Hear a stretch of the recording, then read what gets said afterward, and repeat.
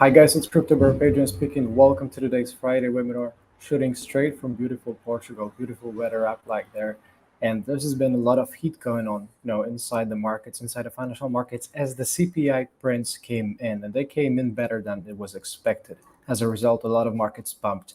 Shall this market continue to pump? Whether or not we're going to have the follow through and an actual finish off to the bear market rally towards 200-day resistances. Well, that's what we are going to figure out this day. If you are ready to hear this and more, make sure you stay tuned. We are going there right in a second.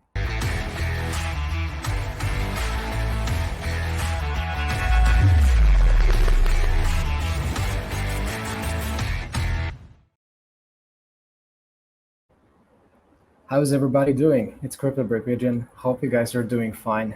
There's been tons of beautiful reasons to be happy for many traders. CPI prints came in, and it seems that inflation is starting to come off a little bit. And I hope that it doesn't, for what I have to say today, doesn't really get interrupted much because of the background noises. I'm recording that outside a little bit. As beautiful coast in Portugal, Cascais. This is definitely like the most beautiful weather it's been so far here. Beautiful sun, beautiful ocean view. So I hope you guys are really staying cool and safe and taking care of yourselves because, well, the market had been tough, but right now it seems to be getting a little bit of more relief, right? The bear market rally seems to surge for many different stocks, for many different cryptos as well. And if we have a direct look, it's what's been really going on. This had been a direct connection somehow with the expectations around the consumer price index, and it came in on Wednesday, on this past Wednesday, and it came in for July. Year-over-year prints ratings showed 8.5% before seasonal adjustment, 8.5% of a year-over-year inflation per the CPI consumer price index summary versus the expectations that were aligned for 8.7%, right? So this typically, again, brings a little bit of this bullish relief as people had been expecting worse than it actually came about, right? So as a result, the market lifted up. You got a little bit of this more bullish pressure, some follow through, rally acceleration on many different stocks and sectors, especially for many different cryptocurrencies, which are like additionally encouraged by the stock's strength, right? So it does make sense that, again, the market is always driven by the future expectations, by the expectations of future prices, of future earnings, if you will, of future cash flows. That is what drives the entire expectations. This is what drives the stock market rallies and dumps. If people feel really unhappy about their expectations, if they project for the future to be extremely bearish and pessimistic, the prices are more likely to be driven downwards, right? And I think it makes sense so that we actually got to see a little bit of this relief. And this again, I should say, makes even more sense for the trading systems. If you use your trading systems, right? If you're a mechanical trader or non-discretionary trader or an algo trader, if you will, those are all synonyms. Then I've really got this very important thread on Twitter, breaking down this entire importance of the mechanical trading, of the repetition and on discipline, on applying the very same rules, and much much more often than not. Basically, a lot of people would do so much better if they helped, a very simple approach like trading bullish crossovers over the moving averages, like have some short to moving average or long to moving average, and spot and long on the bullish crossovers, sell and short on the bearish crossovers, then they would have basically when selecting no system, right? So at times the simplicity, this principle of parsimony and the word is what drives this the results to be better for the mechanical traders. It's very easy, I should say, to underperform the buy and hold strategy, just holding onto a position, but it's very hard and difficult to actually gain this alpha and go a little bit over the buy and hold strategy. It's very difficult, but well, I hope that this actual thread, guys, is going to give you a little bit of the insights. It has about 30 tweets, all three basically given to you, right? So I think that it's going to make sense for you to have a look. And well, in all honesty, like I said, and there is definitely going to be some background noises that I hope you don't mind, guys.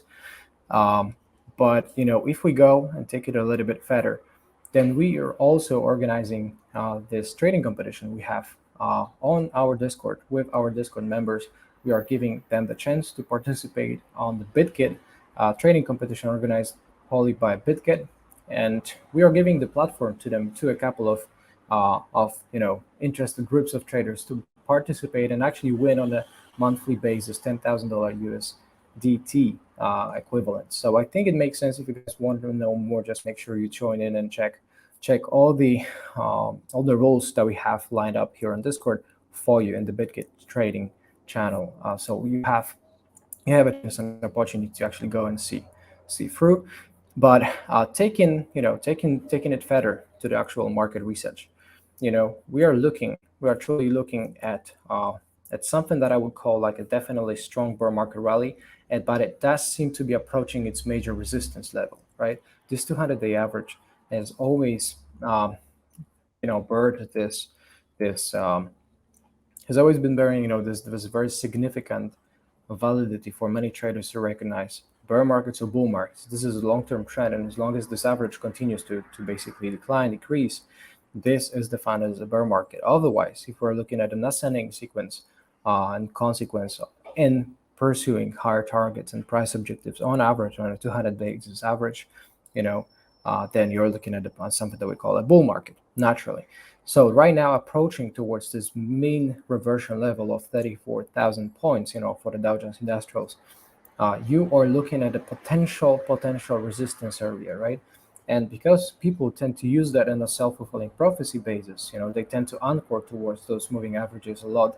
They would cluster their ask orders, they would cluster their sell orders, short orders around these levels. And at first, typically, more often than not, the prices, when surging towards a resistance, they will face the opposing force more often than not at first, right? So it's not necessarily the most likely that you're going to see this major follow through and a blast off right through it, but instead it makes sense to expect a little bit of this resistance, potentially coming off a little bit, maybe cooling off, and then finding a couple of days of consolidation. That's what is likely. If you're looking at the composite prices for the Nasdaq composite stocks, then I would argue you're looking at a resistance, 200-day resistance at 13,500 points. There's still some time left. However, there's a little bit of this dark cloud cover pattern. This may bring a little bit of this, bearish short-term implications, if you will, right? So it doesn't really mean it's going to be, like some immediate success or continue to follow through, right? But it does mean, again, it's never one straight line upwards, right? It may happen that you're going to see a little bit of a come off, right? Then to continue surging higher. So far, I hope it makes sense to you guys. Further on, if we go, of course, there is a lot of drive in the energy markets, and you're looking at a potential breakthrough, right? Another instance and an actual successful instance of a close through 50-day trend, through 50-day average, which basically validates a little bit of a medium-term breakout, right? Despite this medium-term trend has been going down, has been declining ever since July or June, I should say, following this bearish crossover on the 20-day basis versus the 50-day basis, you're still looking at a strong upwards rally on the commodity side, right? Driven by the energy prices, driven by a little bit more stable metal prices. However, if it, unless we talk about the industrial metals like aluminum, nickel, zinc, and so on.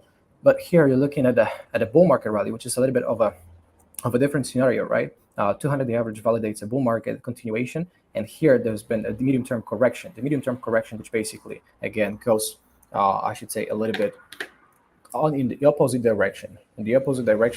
Which, when you think about it, it does make sense that we are seeing a little bit of a come off, right? Of course, with a V-shaped reversal of the peak for the XLE, following the Russia-Ukraine tensions, of course, with the oil prices.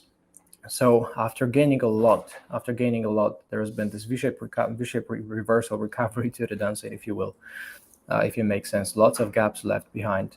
And these gaps tend to get filled pure on the volatility basis, right? So it makes sense until that eventually those windows get closed.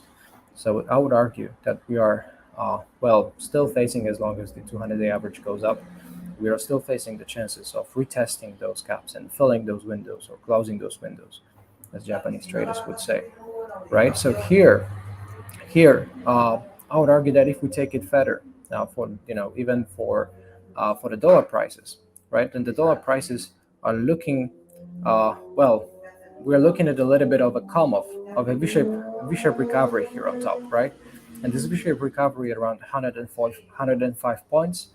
Well, this basically gives you this little bit of a V-shaped top, this V-shaped recovery for the Birbs, right? I should say bullish recovering their losses.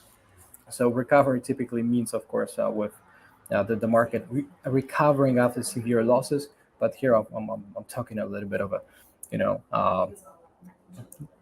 gameplay here for the downside, right? With a little bit of this lack of follow through and this overthrow, which doesn't really seem to be coming along to the upside. It seems to be having a little bit of a struggle here, especially when you combine it with this major strong resistance at around 103 points over 2020, freshly after the COVID prices came in, the COVID reactions to the market prices.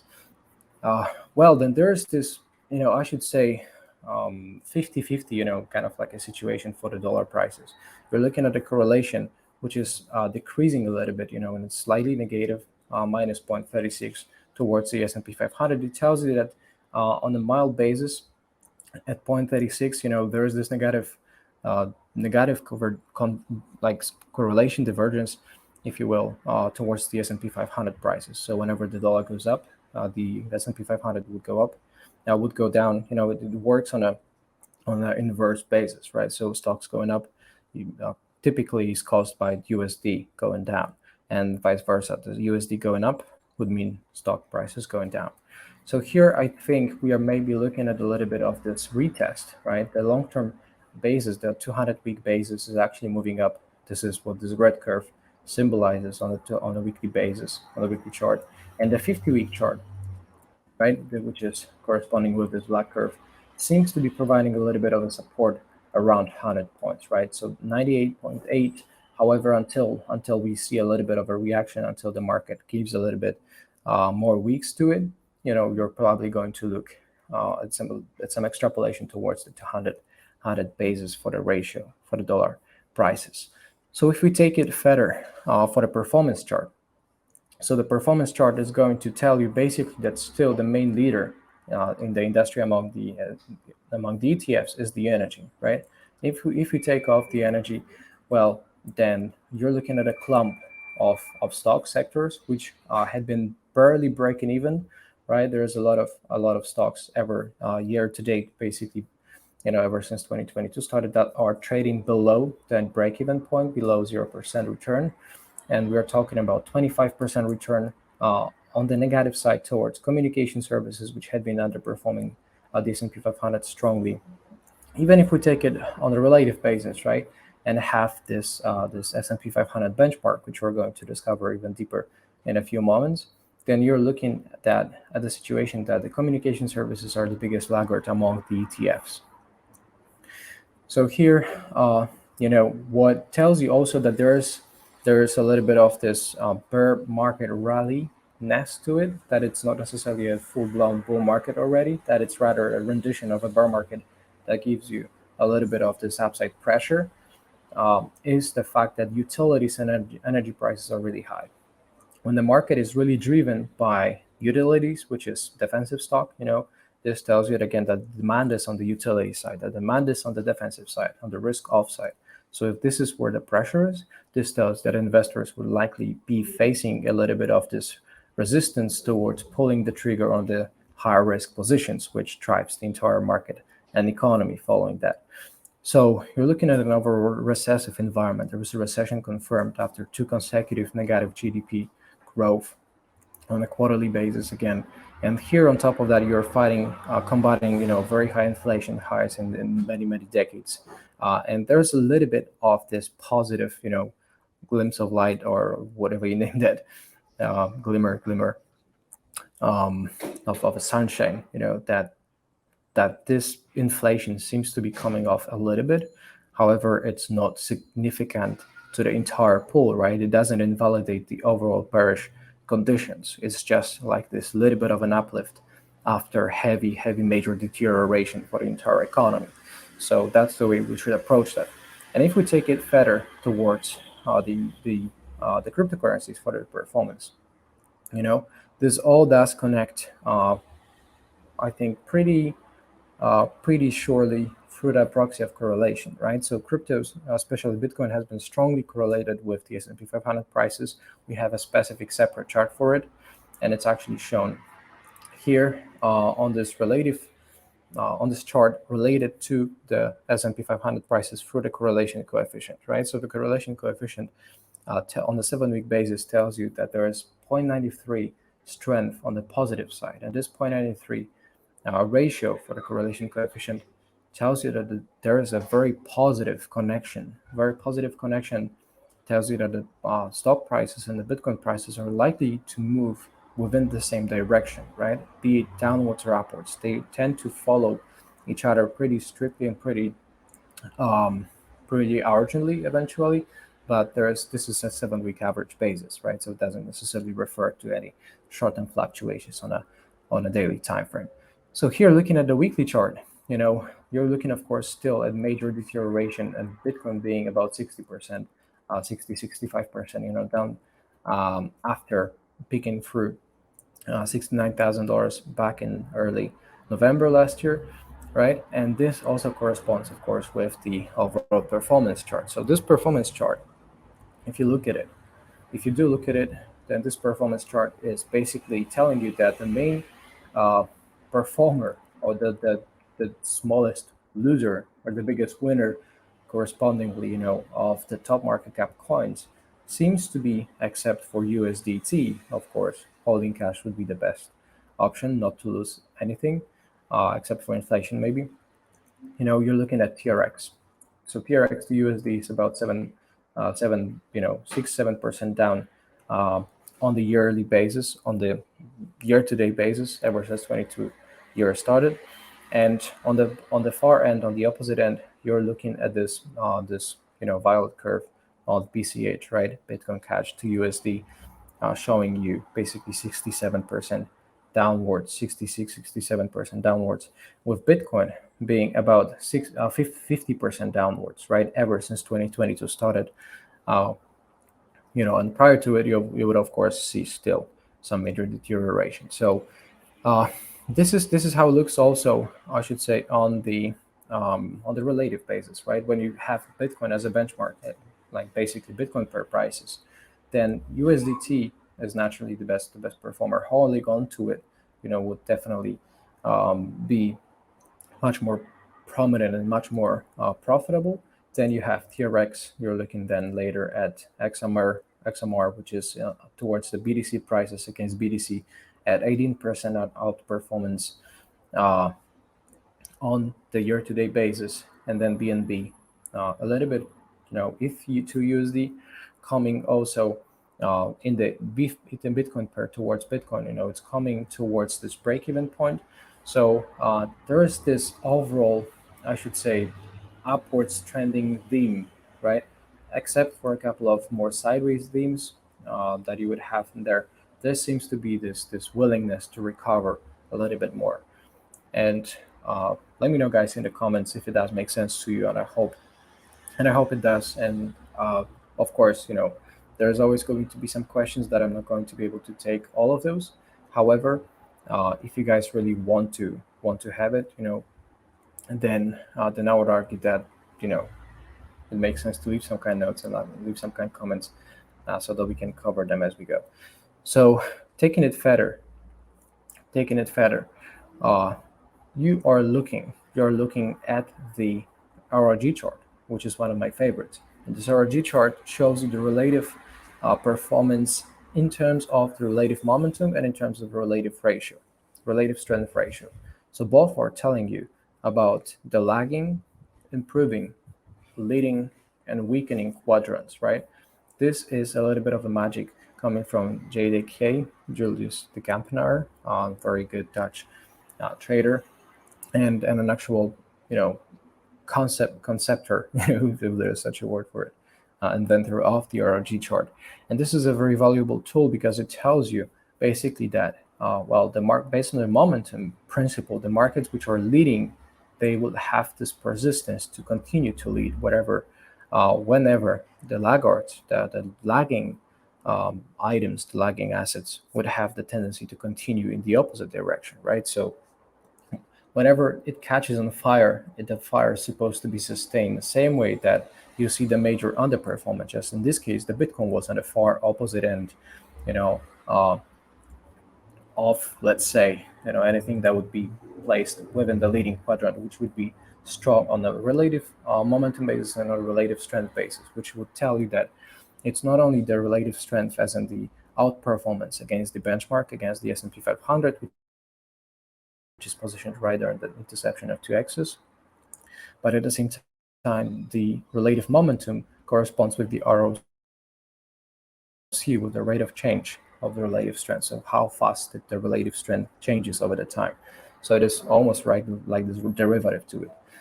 And just by looking at it, you can tell that Bitcoin had been severely underperforming against the benchmark S&P 500 in terms of the relative strength and relative momentum. However, on the past couple of weeks, past 4 weeks, following this hook turn at the very bottom, you're looking at still, I should say, underperformance against the S&P 500 prices, which are rallying and leaving Bitcoin behind and making it lag.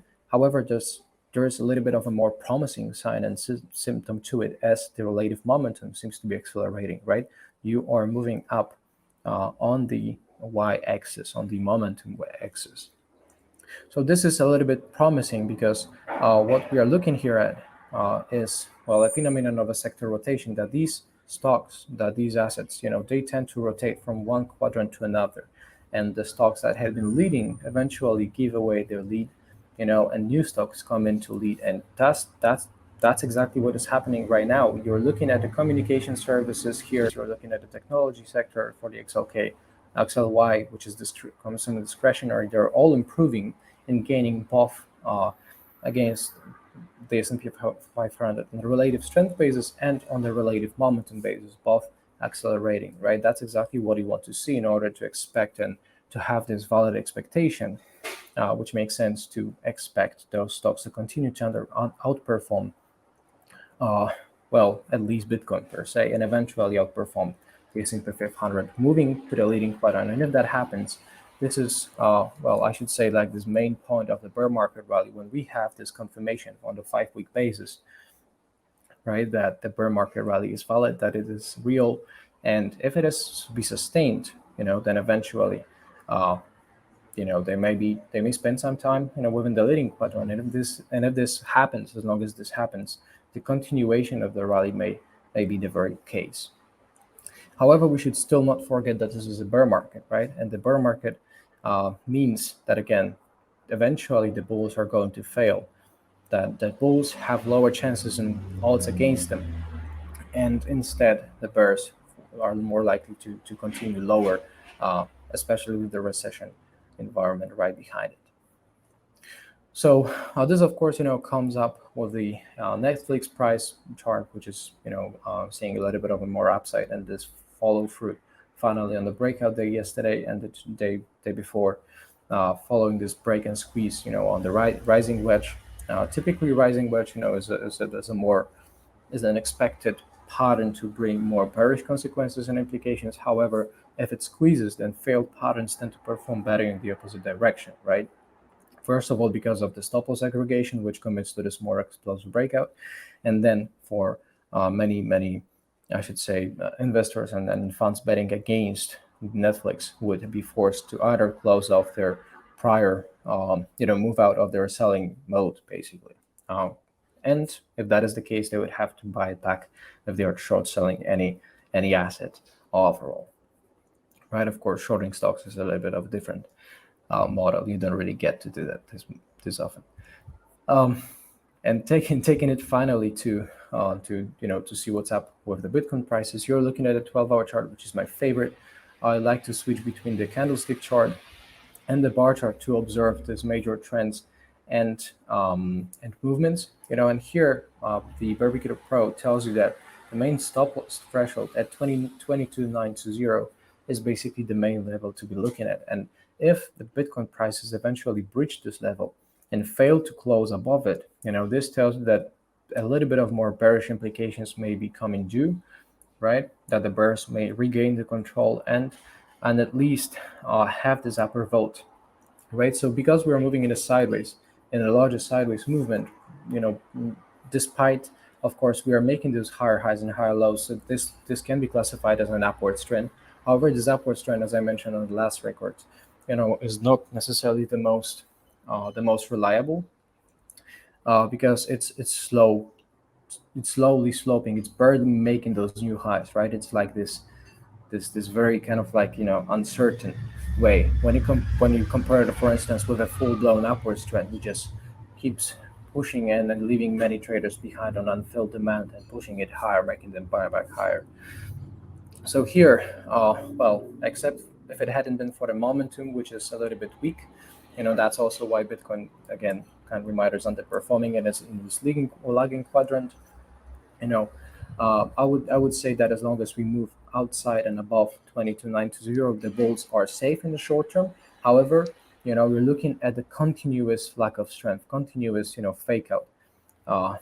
New highs are made, fake out, right? New highs are made, fake out. New highs eventually fake out. New highs again breaking to the downside, right? New highs, higher highs, another point, right? So this again tells me a little bit more favors towards the short-term bursts, as long as these overthrows would continue to populate. But the first successful close over 24,500, $25,000 perhaps right now, because we keep pushing those boundaries higher, we keep breaking to new highs, however failing to maintain them. This tells me there is a supply pressure building up somewhere on the short-term basis. So if this is coming true, then eventually the lack of follow through would mean the market would mean revert to the downside, revert back to the mean. And if that is the case, again, we would stand the chance of to break the lows, to break the 22,920. And if that happens, the birds regain the control and may take it even lower, towards lower $20,000 or so, right? So for the bulls, it's definitely the most favorable point to have it finally close through $25,000. And if it does, and there are conditions to it, right? Because the market is yet to catch up behind more bullish stocks, and the Bitcoin is very strongly correlated at 0.93 correlation coefficient. So it does make sense eventually that if we wait, if there is no, I should say, interruption on the geopolitical basis, some wars and Nancy Pelosi flying to Taiwan and so on, then I would argue that Bitcoin might have this, maybe given this chance and opportunity to catch up with those markets, with the stocks. And if that happens, then I would expect, firstly, to close over $25,000. And if that happens, a little bit of more push, perhaps on the self-fulfilling prophecy basis, towards higher targets and price objectives, towards $30,000, maybe, if you will, the 200-day average, which may be the very resistance for Bitcoin, seems to be at $32,000, 32,500. So I can see, just on a similar basis, as you see stocks pushing forward, the industrials pushing forward, the 200-day average, this is what validates and perhaps finishes off the bear market rally. So I would really expect Bitcoin, unless changed, like I said, on the exogenous side, there's some exogenous signal that could interrupt this. I could see Bitcoin really following through and pushing towards the 200-day average eventually as a potential and fair price objective. So I hope it makes sense. And well, this is what validates my personal breakdown to my Bitcoin analysis, simply using the implications coming with the BITGET Pro tool and trading system that I personally use. And the very importance of using the trading systems is well defined within my thread on Twitter. So make sure you guys give it a check. It's right there on my Twitter account. And finally, if you guys really want to know more, drop some questions in the YouTube channel. However, if you do not really get to see your answers, because there's too many of the questions at times, you can basically go and check in on a free trial basis for 7 days free within the Birb Nest. And I'm giving you guys this opportunity to come and learn for 7 days free. Go to thebirbnest.com and press on the sign up free button in the upper right corner and put in your email, put in your name, and in a matter of a couple of seconds, you're going to be all set up to enjoy 7 days free help from myself and from my team, 24/7 support, tons of educational resources unavailable anywhere outside the group, and you're going to love it. So make sure you check in there, guys, and I see you all there with your questions. And if you enjoyed, make sure you hit the subscribe button, smash the likes, that the notifications bells on, and I see you guys around for the next shows. God bless.